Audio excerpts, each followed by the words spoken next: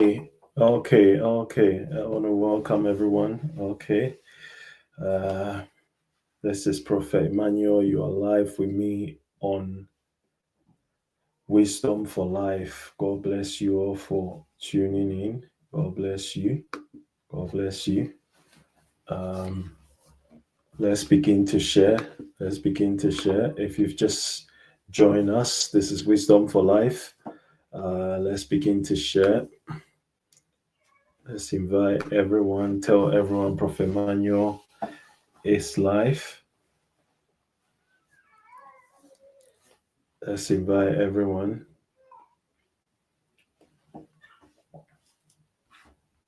God bless you, Pastor Samuel. God bless you.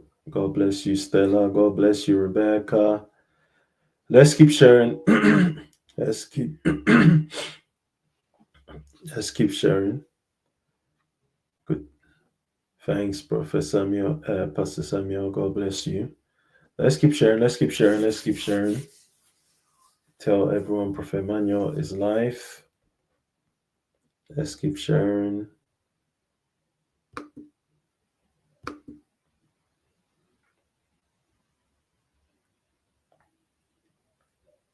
Let's keep sharing.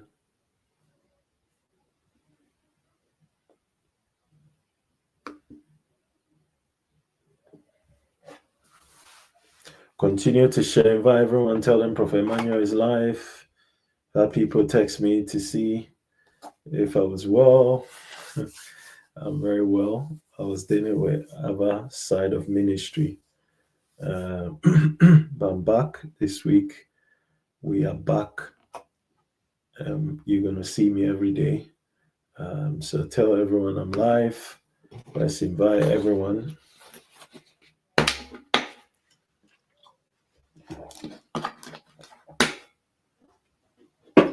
Tell everyone I'm here.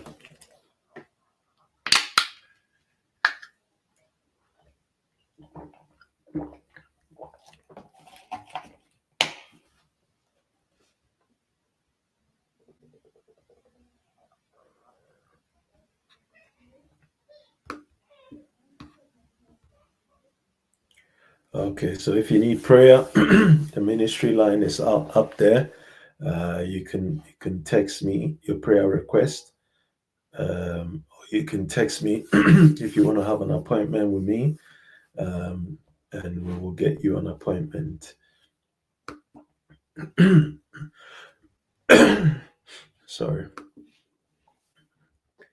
Tanisha, God bless you. God bless you. God bless you. Okay, we're going to start. So today we're going to look at a topic. It's a bit of a continuation of last week, but we're going to look at a topic I call making a count. Making a count. Um, One of the things that we are expected to do, or we do, which makes life really good, is if you make every day count, if you make every opportunity count, if you make every person count, if you make yourself count. People don't realize that when something is given to you, you have to project it in a way that it will look better than it was the day it was given to you. So you make it count, because there are same things. If they are not there, our lives are not the same. So we have to make the most of every opportunity, make every day count, make every decision that we make count as well. Yeah. If what you are doing does not count or does not amount to anything, then there's a problem. But let's keep sharing. Let's keep sharing. Abina, God bless you. Mau, God bless you. If you've got any question, let me know. This is Wisdom for Life, and you are with Prophet Emmanuel. God bless you, woman of God, Petrina. So in this life, there are things that we have to do, or we have to stop doing, to make our life count, or to make whatever we do count. Is very important. There are things that maybe some of us are doing it, but we don't understand the relevance, or we don't understand the consistency that those things can produce through our consistency if we are constantly on it. And these are general things that people overlook or we take for granted.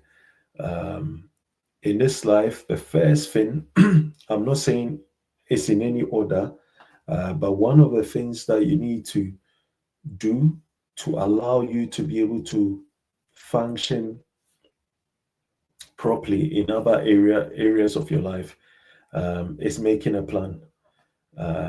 Once you make a plan um, or put together a plan, it helps other areas. I mean, plan is just something that allows you to retain the informations that you have in you.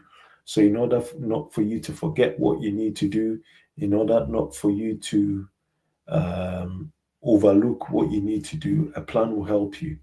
A plan will help you. It will bring all the ideas on the book, because sometimes we write things and years down the line, we find ourselves in a situation where we are using a similar thing. Then we look into the diary, then we say, hang on a second, even 10 years ago, I was talking about this idea, and now it's big now. This is what a plan can do. Once you plan, you make note of the plan. God bless you, Victor. God bless you. Welcome. You make note of the plan. It helps. Number two, plan also helps to give the impression or a picture of us doing something. So it takes away dormancy, because if you're not doing anything, you start with a plan. A plan comes before implementation anyway, but the plan is what keeps you active. The plan is what keeps you going. The plan is what shows that you've put in work into something. Because not everyone can see your mind, your heart, everything that you have towards something. But once you put that plan in place, anyone that chances or that know that you've done something great, something that will help. So that's another reason why we need to plan. The last reason, maybe I'll throw in, that um, gives us clear indication that plan is warranted, is that when you plan, it keeps you disciplined. It keeps you disciplined because you stick into something. You stick into a plan, and if you're sticking to a plan, it becomes like a manual. So it's very easy for you to go step by step and be able to achieve what you need to achieve. So it's important that we plan the things that we need to do. The things that we want to do, is important that we plan them, um, because then we will maintain that consistency. And it's consistency that wins majority of the battles. Once you do it over and over again, it becomes part of you. So it's key, number one, that we plan. Number two, you need to have a system of belief. You need to have a system of belief, or you need to have a system that you trust, um, and you are willing to go by that system. In this life, you have to have at least one system you try about something. Um, some of us, we've got belief system. Our belief system or our trust system tells us that we can never lose our job, and because of that, you haven't lost any job because of your belief system. You believe it so much, and it helps you to even believe in your creator or your maker. You believe in him so much that he's not going to let you down. That is your belief system. And if you have that, it's very easy for you to fall on whenever you are in a very difficult situation, because this is what you believe, this is what you hold on to, and this is what you want to step out into, basically. And it takes you having a trust system, or a system of belief, where you are you are attached to something, a blueprint, something that you've got there. When you have that, it makes life very easy for us, if we want to succeed in life. Let me see if there are any questions there, any comments. God bless you, Andrea. God bless you, um, Jerome. God bless you.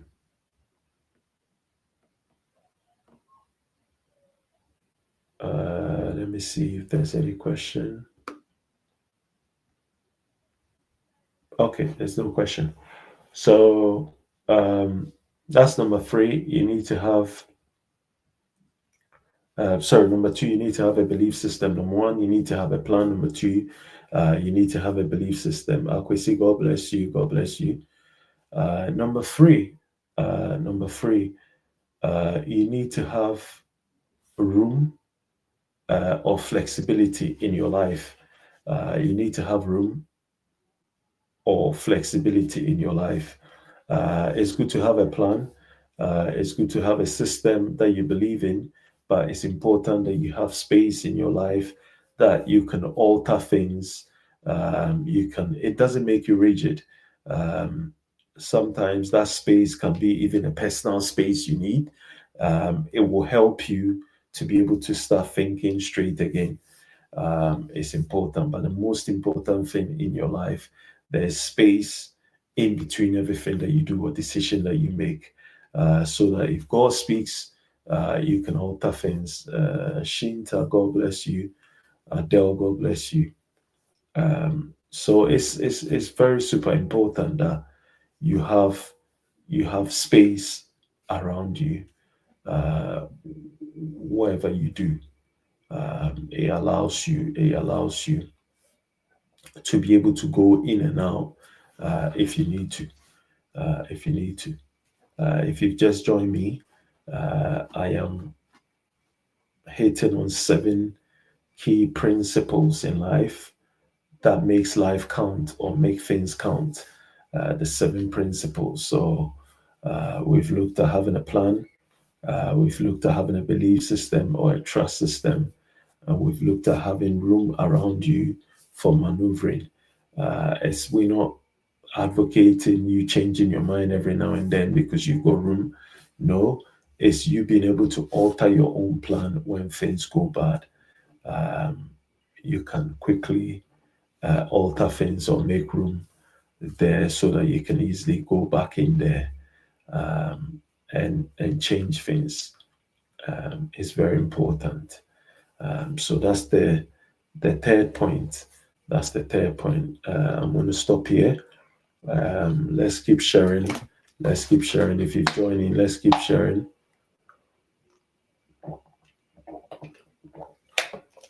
Today we are looking at the 7 things that make life count. The 7 things, that make life count. Number 4, trust in yourself, and not overlook at people's effort. And when I say overlook, I mean not focus yourself on others. Basically, trust in yourself, and stop focusing on others. Stop focusing on others. A lot of times, people wish for things. They wish for things for the wrong reason. They wish for things for the wrong reason. And there's 4 key reasons why people wish for things, or they wish they can change things, especially in their life. So I'm talking in reference to changes. There's 4 reasons why people have that wishful thinking. Number one is because they genuinely feel the need to change something. They genuinely feel the need, which you can't begrudge them. They feel like maybe they've served enough, and now they have to be bosses. They've served enough at work, or they've worked their way So now it's important that they go up, which is fine, which is fine, as long as you're doing it with the right intention. So number one, people do that because of genuine where they are. Number two, people wish for other things or wish they can start something simply because other people are doing it, and which is one of the things that we need to move away from. Just because other people are doing it doesn't mean we have to do it. And that's the mistake most people do. They wish they had something because they've seen other people with that. I wish I drive Maserati. I wish I drive this car because you've seen someone in that car. Um, that's not the right approach to it. The third one is because they are envious or jealous of what other people have, and they wish they've got that wishful thing turn on, because they believe that if they are in that position, they'll be able to function well, which is a bad way of looking at things. If we want life to count, or you want your life to count, then those things you need to avoid is key, that we avoid. The fourth one, which is the last one, the last reason why most people have wishful thinking, um, and because of that, they fall short of the principle. So number four is immaturity or naivety. Um, Immaturity or naivety can make you wish for things. Um, can make you wish for things like children always wish for something because they're not mature.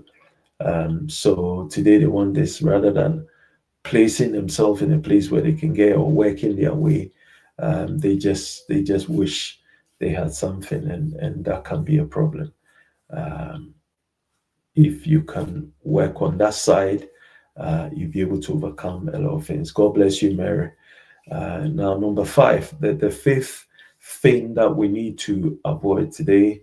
I'm going to finish in the next 15 minutes. I'll be out. I'm going to finish in the next 15 minutes. Uh, the fifth thing that we need to be very mindful of, is that we need to stop living in the past. Um, we need to stop living in the past. One of the things that have slowed people down in life is because of their dwelling in the past. If you keep on dwelling in the past, as I keep saying, you only see the present, because in life um, we always a level away from where we want to be. So if you live in the present, you see the future. If you live in the past, you can only see the present, which is not good. Unless the past you are reflecting on to change something, it's always not important to even bring things out. It's not important. And when I talk about the past, I'm not just talking about the bad side, because a lot of people see past as a bad thing. There are people, especially men of God, that always dwell in the past. They always talk about how God used to use them, um, to heal the sick, to raise the dead, and you ask yourself, why are they not doing it now? They are dwelling in the past. So if every day you're talking about the past, your future is very far from you, basically, because you can only see the future if you live in today or now or the present. Um, so it's very key that we move away from the past or the things of the past, whether good or bad.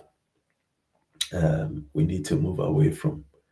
Now, number six, the sixth thing that you need to try and work on, or you need to, um, okay, God bless you, man of God, grace to live in the present, always. The sixth thing is that you need to live outside the future. So the fifth one was you need to live outside the past, um, and it will surprise you how much the future has slowed people down. The future is only a precursor of what is coming. It's not everything that we see or we know about the future that we will inherit or it will materialize. Um, the future gives you hope. The future gives you a guide. The future does not, thinking about the future does not bring the future in. So we need to be very careful that we don't dwell in the future. Dwelling too much in the future can make you lazy. Um, it can be, it can make you very, very lazy. A lot of people have slowed down because they believe that something will happen. They believe that a change is coming. They believe that they have what it takes. But what are you doing now to make that belief a reality? If you believe that water can quench your thirst, it doesn't mean that believing that um, quenches your thirst. You need to be able to move, and you need to be able to act on time. Um, Also, living in the future can make you ignore the important things of the present. Um, it's is something that we need to look at. Someone would say, then we need to stop dreaming them. Well, if I don't know anyone that has dreamt from morning to night, if you spend your whole day dreaming, that means you're not doing anything in life. That means you spend the whole day looking at things that are very far off because our dreams can materialize after years, basically. Um, what is happening today? Why don't you put the measures in play? Why don't you do the things you need to do so that tomorrow will be a reality for you, um, rather than looking at tomorrow as a hope? Every day has become a hope, um, and it's very, very important that we bear that in mind. Let me see. Mary said, is it important to know your destiny, your purpose to make life count? Um, that's a good question. I'll say it's yes and no. If you know your purpose, you know your destiny, it's easy for you to keep in track and you can fulfill destiny a bit quicker than not knowing it. Because if you're not knowing it, you are waiting for nature to bring things, you are waiting for people to bring things, and you are at the mercy of everyone. Um, So that's why when you know it's important, because you'll be able to curtail certain things. However, um, there are people that have made destiny count without even knowing their destiny, because they believe that what was being given to them is not what they deserve, or what they have is not what they deserve. They don't know what they are supposed to get, but because they are very confident about what um, they need, it's easy for them to fulfill destiny without necessarily being told. But the best place will be um, to know your destiny, um, and to make it count, basically. Once you know it, it's very easy to make it count, even though it brings all sort of attacks and that can slow things down, but it will help. I trust that I answered the question. Let me see if there are any more questions.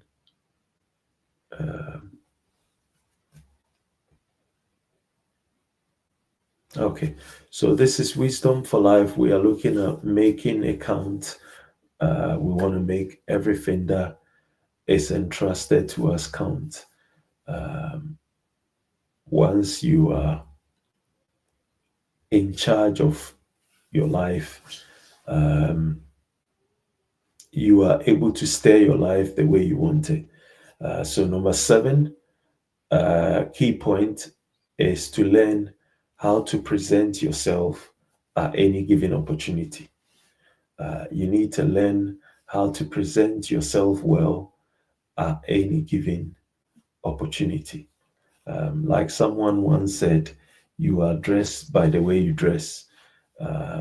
If you want to be excelling in different things in life, you cannot show up the same way you show up.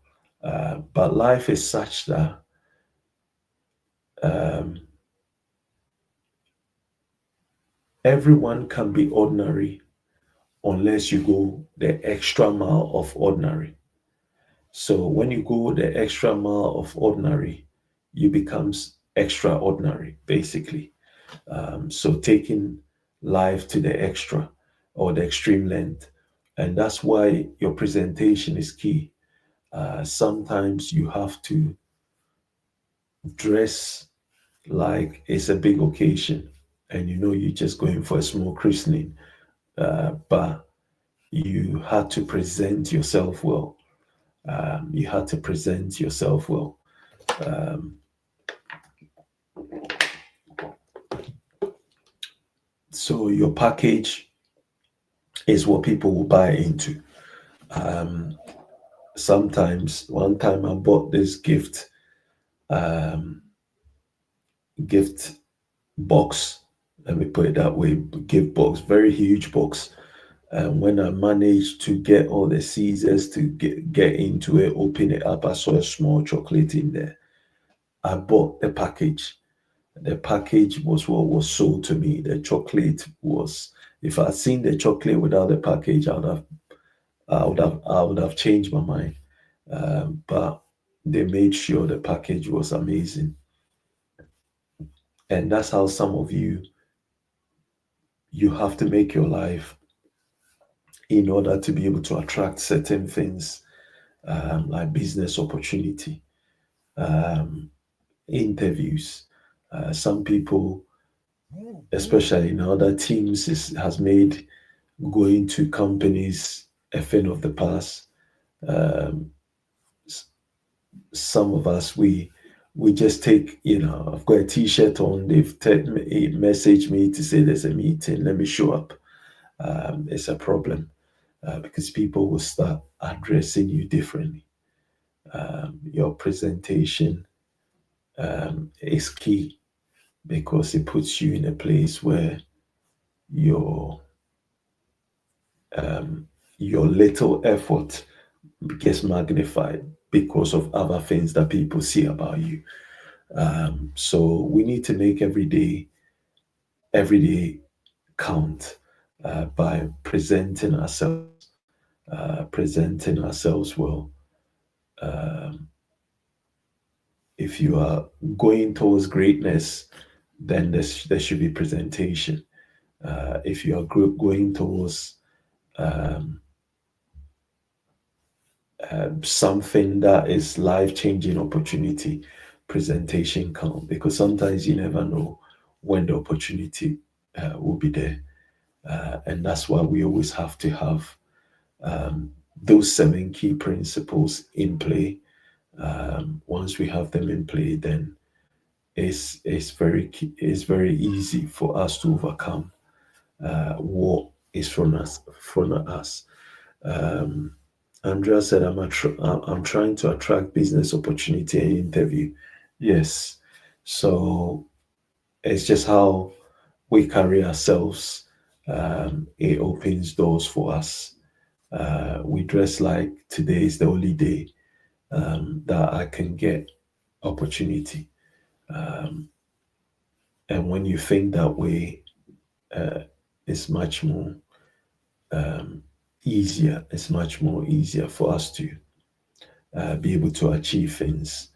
Um, I believe that even in the home, couples, your husband will be attracted to you more based on how you package yourself at church. Sometimes people wonder how they don't get opportunity at work. We wear anything, we take it to work.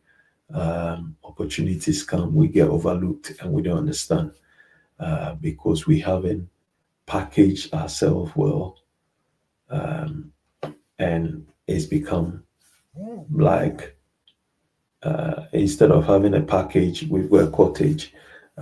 It's become very old, and um, it's not it's not where things need to be. So, in conclusion, like I said today, um, we have to understand that everything that we do, we want we want it to count. For it to count means you are doing something that is worth revisiting, or even for someone to follow at a later stage. If what we do matters or it counts, it will count for other people. Understand that everything that we're supposed to do, if we are not doing it and other people do it, it becomes a problem to us.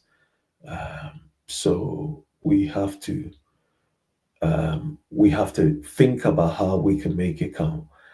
Life is such that sometimes we just take things very easy, um, and we take things very serious as well. When we do that, when the opportunities come or are given to us, it's a bit easier for us to grab onto it. So next week, I'm going to come in with a new topic. Hopefully, uh, this will help us in the choices that we make. Um, so let's try and ponder on things that we can do differently, and things that we can add to make us strong. Um, this is where I end. Tomorrow I'm going to be live at 10 p.m. GMT for Mystery Corner. I'm going to send a flyer out. As I said, last week was very, very busy, but this week I'm here because I was away most of the time last week, so I couldn't really um, do some of the things that I was supposed to do. But this week we are meeting Monday, tomorrow. There's Bible Digest at 8 p.m. GMT on Zoom. I want you to tune in on Tuesday, 10 p.m. GMT. There's Mystery Corner. Let's tune in on Facebook. And on Wednesday, Facebook, we've got Destiny Moment. This week, I am preparing something. We're going to pray. It's going to be a time of deliverance and prayer and directions. So on Wednesday, I want everyone to get 5 bottles of water on Wednesday. Admin, remind me when I come on so that I don't forget to pray over it. I need 5 bottles of water. We're going to prepare ourselves into the month of May. I know we are just in the middle of the month, but we're going to be preparing ourselves into the month of May. It's something I'm going to do once. I'm not going to do any anymore, because what I had in my spirit is prepare them for the month of grace, which is the 5th month. Number 5 is a month of grace. So get 5 bottles of water, um, and I'm going to pray over it. If you don't have it, you've got now till Wednesday. Get 5 bottles of water. If it's a 5 sachet, any small bottle, I'm going to use that. And on Saturday, I'm going to be live on Hour of Encounter. May God continue to bless every single one of you and keep you safe. Amen. Stay blessed.